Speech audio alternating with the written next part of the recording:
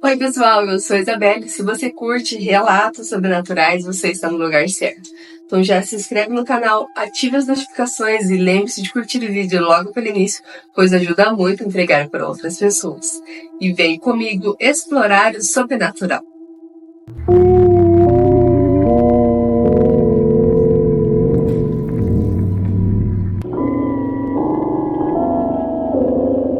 Aí a nota de esclarecimento que eu sumi, simplesmente parei de gravar, não dei satisfação nenhuma pra vocês, é que eu estava com bronquite, então eu não estava conseguindo respirar direito, então eu não estava conseguindo gravar. Mas agora voltamos à programação normal. O que ela era? Moro no interior desde que nasci. Povoado pequeno e cheio de histórias. De acontecimentos sobrenaturais que acontecem aqui com recorrência do tempo. Desse lugar que moro até hoje, um caso me intriga.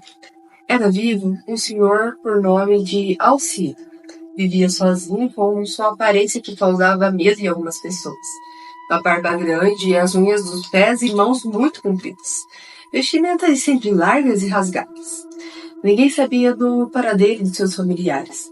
Até a sua morte, não recebia visitas. A única casa em que ele frequentava era a do meu pai. Sempre levava alguns alimentos quando ia. Ele me olhava fixamente.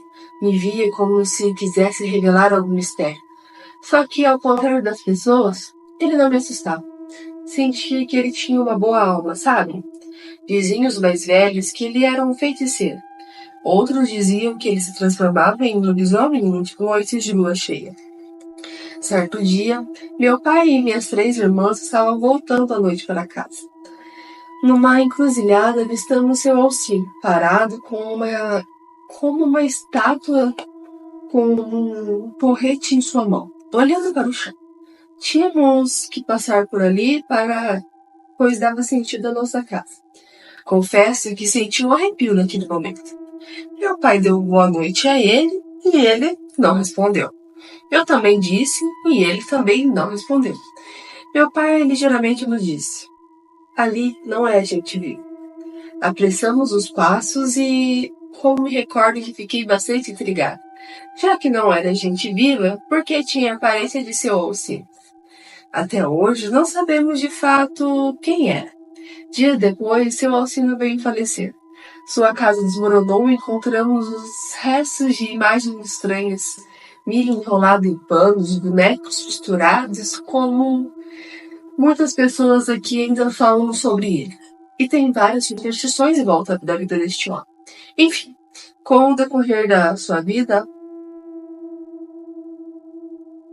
com o decorrer da sua morte, apareceu um parente que se apossou do terreno. Construiu uma casa que era do...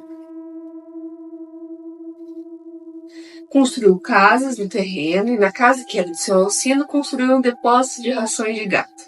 No lugar que era seu quarto tem um pé de roseira que nunca morre. Não importa as estações do homem. Obrigado, Isa, por ler o meu relato e peço desculpa pelos erros. Imagina, eu que te agradeço por enviar o seu relato. E achei bem interessante. A gente vê bastante, pelo menos eu já contei uns 3 relatos desse aqui no canal, de pessoas que vê quem vai falecer já como alma antes de falecer. Aí eu volto, eu acredito, né? Posso estar extremamente errado, que eu não entendo essas coisas. Se você entende mais, comenta aqui pra mim, porque eu adoraria entender bem sobre isso. Que depois que a gente morre, não tem discernição do espaço-tempo de futuro, presente e passado. Mas isso daí é uma pira minha, porque eu assisti Sobrenatural, né? Homicídios. Aquela série de filme lá que o protagonista é o Ed Warren, né? Antes não é o nome dele, mas nós conhecemos como o Ed Warren. E lá ele tenta pedir ajuda do além, né? Então não tem discernimento do espaço-tempo. Às vezes ele vai pro futuro, às vezes ele volta pro passado. E eu acho que lá o véu é mais fino, então por isso que a gente chega a ver a alma antes da alma virar alma, né? Antes da pessoa desencarnar, a gente já começa a ver a alma dela. Igual aquela da moça do pé de feijão lá, que a mãe As irmãs estão lá trabalhando e ela deita pra dormir e ela vê a irmã dela, a irmã dela tava ali, a irmã dela morre subitamente, do nada fica muito doente e morre. Então, eu acredito que seja isso, né? Lá não existe discernimento do espaço-tempo. Se é presente, se é antigo, se é passado, as almas vagueiam por aí. Mas é isso, vamos então para o nosso próximo relato. Livramento. Oi, Isa, tudo bem? Em 2021 eu estava grávida, onda roxa da pandemia. Mal fiz pré-natal. A única coisa que os médicos sempre diziam era: passou mal, corre para o hospital. Eu estava de 5 ou 6 meses e a minha pressão começou a subir de forma descontrolada. Sentia um peso muito forte na nuca. Parecia que eu tinha um cinto apertando o meu estômago 24 horas por dia. Um dia isso me incomodou muito e fui numa farmácia para ferir a minha pressão. Estava 17/10. Na cidade onde eu moro não tem hospital, só tem pronto atendimento de emergência. E não atende gestantes da minha cidade. Fui então para a cidade vizinha. Eram cerca de 15 km de distância e lá eu fui atendida. Os médicos fizeram os exames e eu estava com muito medo. Estava lotado de pessoas com Covid. Esperei os resultados na rua, com a minha mãe. Sentamos numa praça e ficamos ali até 1 hora da manhã. Quando me ligaram e me pediram para comparecer no hospital, que os exames já estavam prontos. A suspeita era de HELP, e eu teria que fazer outros exames nos próximos dias. Fora toda a tensão da pandemia, ainda tinha a apreensão de um parto prematuro, caso fosse confirmada a suspeita. Pegamos a estrada na madrugada e voltei para casa. E rezei a noite inteira. No dia seguinte, a pressão estava alta e nada fazia baixar. Passei o dia mais quieta, mas parecia que era só anoitecer que subia ainda mais. Fomos novamente para o hospital. Não sabia mais nada o que fazer. Depois que descobri que a dose do remédio que me passaram não fazia nem cócegas na gravidade e risco que meu bebê corria, os dias foram se passando, os exames não...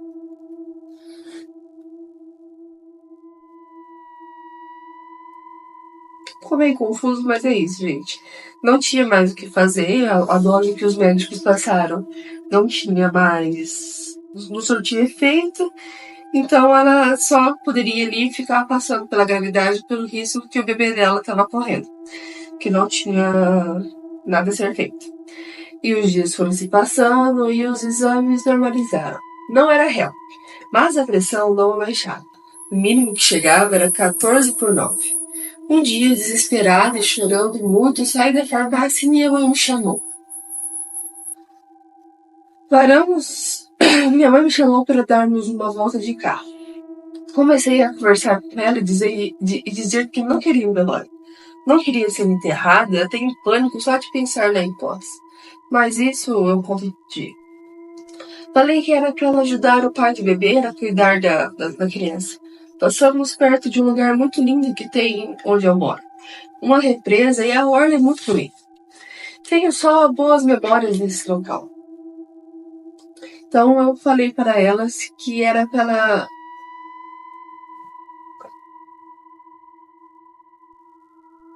Aí falei com a minha mãe que eu gostaria que ela jogasse as minhas cinzas ali. Aos prantos, ela também arquitetou tudo junto comigo. Cheguei em casa e fiz uma oração sincera. Pedi que, se fosse o meu destino sobreviver, que eu tivesse um sinal. Não sonhei com nada. No dia seguinte, uma luta contra a pressão. A tarde ficou pior. Subiu como nunca. E fomos, então, para parar no hospital de novo. Vamos lá, gente, devagarzinho sai.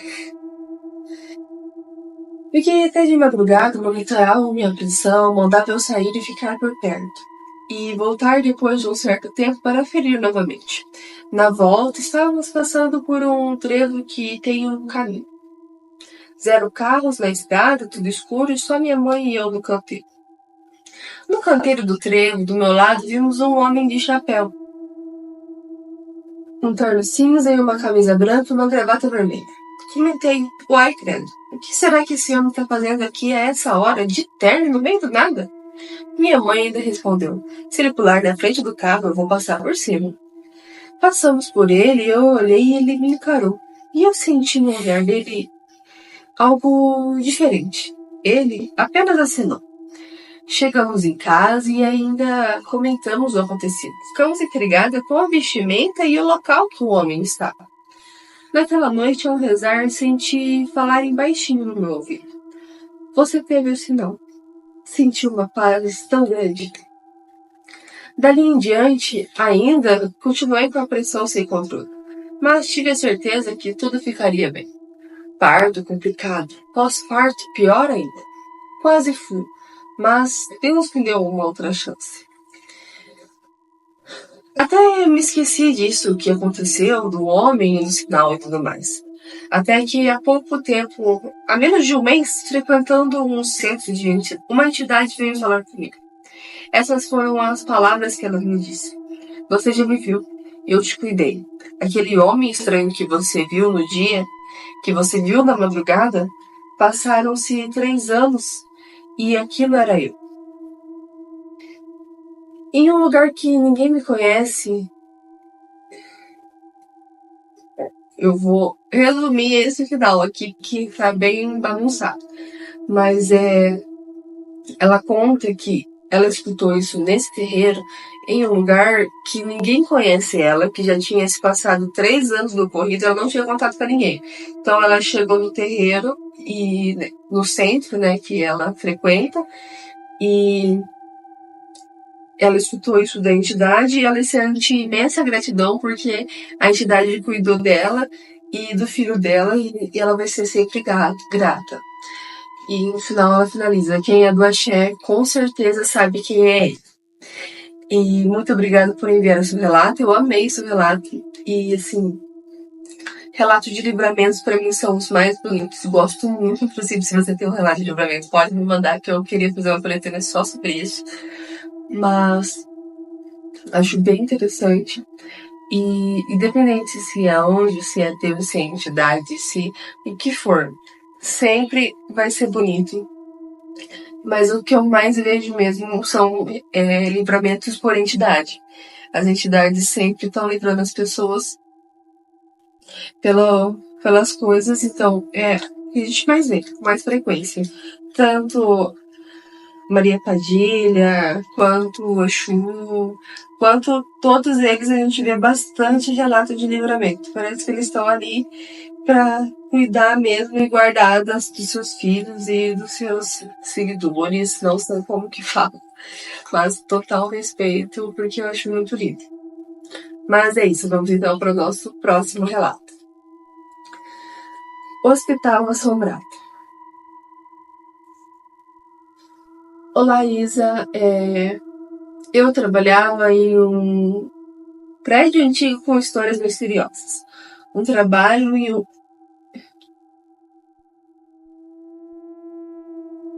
ele colocou 2 títulos, por isso que ficou confuso na minha cabeça. Então Hospital Assombrado, aí ele coloca um subtítulo. Trabalhando em um prédio antigo com histórias misteriosas. Aí começa o relato.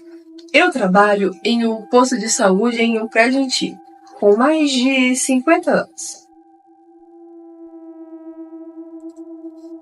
Ele fica em uma esquina e tem uma história bem peculiar. Como faço parte da equipe da limpeza, chego sozinha ao trabalho, 1 hora antes dos outros funcionários.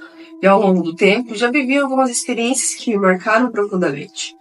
Logo nos primeiros dias, comecei a sentir como se estivesse sem me observar. Ouço barulhos estranhos vindo da cozinha, como se alguém estivesse preparando um café ou mexendo nos utensílios.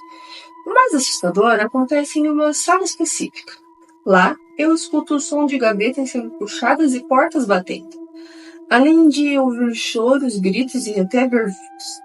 Essa sala, que também é usada como sala de vacinação, tem as luzes que acendem e apagam sozinhas.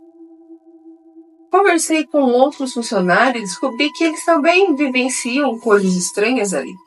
Um colega me contou que certa vez ficou sozinho ao meio-dia, no povo, e viu algo que o deixou apavorado. Fui investigar um pouco, mas descobri que os funcionários antigos que trabalhavam nessa sala eram muito apegados a ela, mas já faleceram. 5 pessoas para serem exatas. Além disso, o prédio está em um lugar com uma história carregada. Ele fica em frente para os fundos de um hospital, que tem um velório próximo. Antigamente, aquela esquina era conhecida como ponto de despachos, já que é uma encruzilhada. Nos primeiros dias eu ficava tão assustada que esperava alguém chegar para limpar essa sala. Depois resolvi levar uma caixa de som para me distrair. Mas, mesmo com as músicas, os fenômenos continuavam. Foi então que decidi colocar um Salmo 91 e 23 para tocar, além de orar e ouvir louvores. Acredite, isso mudou tudo. As manifestações cessaram completamente. Acredito que o ambiente estava tão carregado espiritualmente e essas orações de louvores foram fundamentais para purificar o local. Essa experiência me mostrou como o mundo espiritual é real, que a fé tem o poder de transformar, e vale mencionar que a região onde trabalho também contribuiu para o clima misterioso. Cheia uma avenida antiga com casas e prédios desocupados. Quando saio de casa às 5:30 da manhã, muitas vezes está tudo escuro e deserto. Caminho cerca de 3 quadras até chegar em meu trabalho em completo silêncio, o que torna ainda tudo mais intenso. É isso, Isa. Esses foram os meus relatos. Espero que você tenha gostado. Eu que te agradeço por enviar. Inclusive, se você tiver mais relatos, se você trabalha em área de saúde, se vocês têm um monte de relato que a gente sabe, que vocês escutam e vê as coisas direto, pode mandar, que eu vou adorar estar lendo seus relatos. Achei muito interessante. E será que quem trabalhava na sala era tão apegada na sala e gostava tanto do serviço que quando ele desencarnou, ele não quis parar de trabalhar? Já vi de tudo. Agora você quer ficar trabalhando ali, abre a gaveta, fecha a gaveta, pega o documento, faz o primeiro. Essa pra mim é nova. Espírito trabalhador, não quis sair. Ele faleceu, desencarnou, mas gostava tanto da vez dele, tanto da sala dele, que ele falou, não tô nem aí, vou ficar por aqui. E ele não gostou, não gostou, problema seu. Aqui é meu lugar, vocês chegaram depois. Carinho dos espíritos. Interessante que ela conseguiu livrar, né, a sala dos fantasmas, porque a gente escuta bastante relatos assim, que não dá bom não. Que o trem não vai embora não. Que você para de incomodar ele, ou ele te incomoda ainda mais. Mas ela conseguiu, olhar. Calma, sabedoria, colocou ali logo os Salmos 91 e 23. Chama o pastor, não me faltará. E foi pra cima, escutando louvor. Essa aí é mulher de fé. Mulher de fé demais. Mas o que mais me deixou assim no relato é você falar que anda 3 quadras sozinha às 5:30 da manhã. Você não tem medo de gente, não? Ou é uma cidade tranquila? Que agora a minha cabeça tá pensando nisso. Que o perigo não é nem a assombração que você encontra lá no prédio antes de todo mundo chegar. As pessoas podem fazer maldade com você nessa rua escura aí, solitária, sem ninguém passando. Cheio de casa abandonada. Credo. Não. Deus quiser, não vai te acontecer nada. Deus vai te guardar, vai te guiar. Põe o Salmo 93 e vai andando. E vai orando. E se vê que tem qualquer coisa estranha, porra.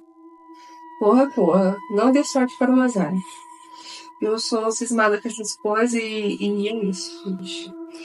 Um efeito meu, tem que ficar atento, tem que ficar com medo. Porque o mal tá sempre do nosso lado e a gente não presta atenção. Na minha cabeça, eu assisti muito Dormindo com o Inimigo, eu acho. Dormindo com o Inimigo, Vizinho do Mal, aqueles documentários do Discover investigação, sabe? Nossa, eu era viciada naquilo lá, então eu tenho medo até da minha sombra. Tem dia que eu tenho medo até de mim. Eu olho no espelho e falo, você tá meio revoltada, não vou ficar perto de você não. Como se desse. Mas vamos então para o nosso próximo e último relato. O Atleta Fantasma. Olá a todos. Isa, eu vou compartilhar com vocês a experiência que vivi. Gosto de chamar do Corredor Fantasma. É algo que eu nunca vou conseguir explicar completamente. Peraí, gente. Mas que me marcou profundamente a minha vida. De uma forma meio peculiar, na verdade. Quando eu era mais jovem, eu sempre fui muito apaixonado por corrida. Um dos meus lugares favoritos para treinar era em um ginásio perto de casa, que fechava às 11 horas da noite.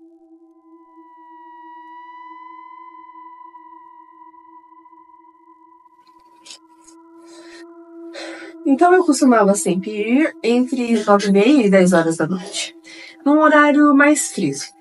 O clima estava bem perfeito, aquele silêncio de noite, criava sempre uma atmosfera tranquila, ideal para se concentrar nos treinos. Certo dia, enquanto eu corria, comecei a ouvir passos na raia do lado da minha. A princípio, pensei que fosse alguém correndo perto. Percebi que a pessoa estava cada vez mais próxima, em um lado oposto da pista. Pensei então que talvez fosse o eco, reflexo do som que estivesse se propagando no ginásio, ou até vindo das ruas próximas. Mas o barulho não deixava dúvidas. Os passos estavam ali, bem ao meu lado. O que começou como um mistério curioso tomou um rumo ainda mais estranho. Em uma noite, enquanto eu treinava, ouvi os mesmos passos, mas agora pareciam se mover pelas arquibancadas. Subia e descia as escadas de uma forma constante, como se alguém estivesse acompanhando meu ritmo, mas invisível. Admito que no início fiquei inquieto, mas como nada de realmente assustador acontecia, eu acabei me acostumando. Era como se eu estivesse adquirindo um companheiro de corrida. O mais curioso, esse fenômeno só acontecia nas quintas-feiras. Não importava quantas vezes eu fosse ao ginásio, em outros dias da semana. Os passos nunca estavam lá, apenas nas quintas-feiras. Com o passar do tempo, comecei a encarar isso com naturalidade, por respeito ou até por uma tentativa de criar uma conexão com aquele ser.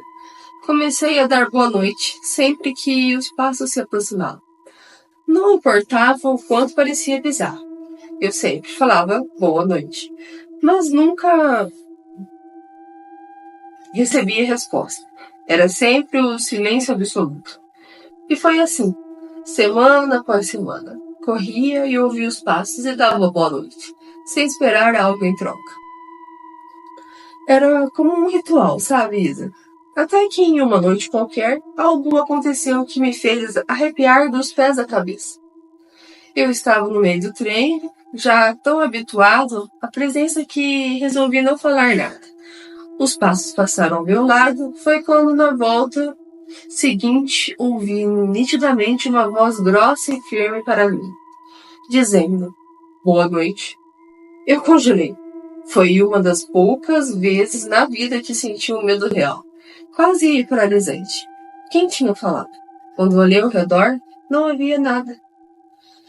Nada ou ninguém que perto o suficiente para que uma voz tão forte e real ecoasse pela minha mente. Meu coração disparou. Ao mesmo tempo, eu não sentia que aquilo era algo maligno. Era estranho, mas não merecedor. Depois deste episódio, continuei ali no ginásio. E semana após semana, os passos continuaram a me acompanhar. Não ouvia mais nenhuma palavra, mas também nunca deixei de dizer boa noite, como forma de manter a amizade. Essa rotina durou quase um ano, até que um dia os passos simplesmente desapareceram. Nunca mais ouvi, mesmo indo ao ginásio os dias de quinta-feira. Até hoje acredito que o meu companheiro de corrida, seja lá quem fosse ele, finalmente chegou à sua linha de chegada. O relato acaba sem despedida, sem implementações, mas muito obrigado por enviar seu relato e achei bem interessante esse relato. E o dia que você escutou boa noite foi o dia que você não falou nada, ficou quietinho. O espírito só passou por ele e falou: e aí, mano, não vai dar boa noite não? Tá sem educação, hein? Todo dia me dá boa noite, só hoje que não? Tá acontecendo? Que mal que eu te fiz? Responde eu aí agora. Foi mais ou menos isso. O espírito, todo dia me dá boa noite, hoje não vai me dar? Não vai dar sim. Quer só continuar? Boa noite. Boa noite. Boa noite. Agora você me responde. Eu te dei, agora você me responde. Credo, gente, imagina você tá lá, bem treinando. E aí, do nada, você escuta alguém correndo com você. Pelo menos é de um ginásio, né? Imagina que você tá correndo no meio do nada.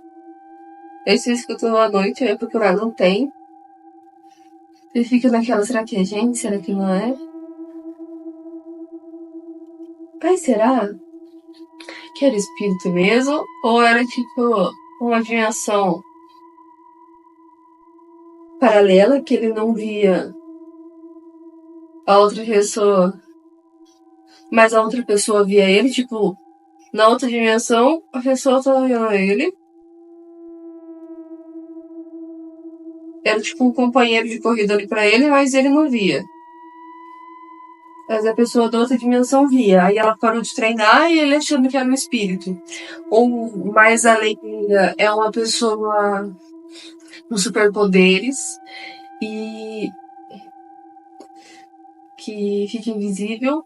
Ia lá treinar todo dia, assustar os outros, e as pessoas achavam que era tipo uma assombração ou algo que tinha, que na verdade era só uma pessoa com dons especiais que nunca vai se mostrar pra ninguém porque tem medo. Pode ser que seja também, né? Tem essa opção também. Bom, seja lá o que fosse, muito interessante. Gostei bastante do seu relato. Inclusive, se tiver mais relatos, pode mandar pra gente. E se você tem um relato e gostaria que eu desse aqui no canal, aqui na descrição vai estar os métodos de envio.